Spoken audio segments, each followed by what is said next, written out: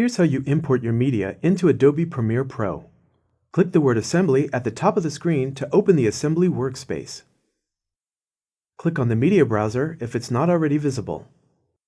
Now you can navigate to your media. If your clip names appear in a list like this, and you want to see what's inside the media, click the button at the bottom to switch to thumbnail view.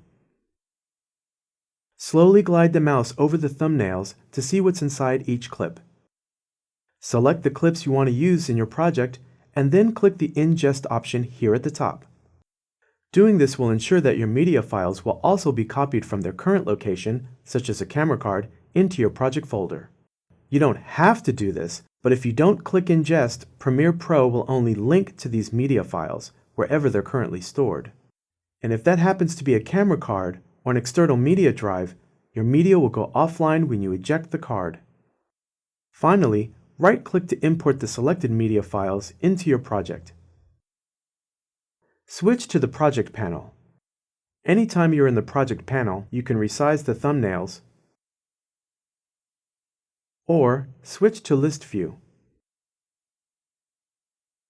To import an image or video from Adobe Stock, open the Libraries panel. If you don't see it, select Window, Libraries to bring it into view. Search for a term in the search box.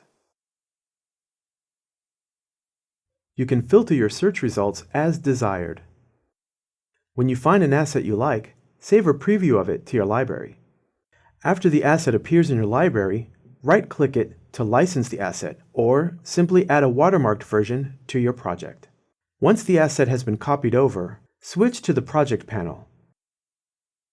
If you don't see it, try clicking the double arrow to reveal it in the list. The asset will already be selected in the panel. Double-click it to open it in the Source panel, where you can play it.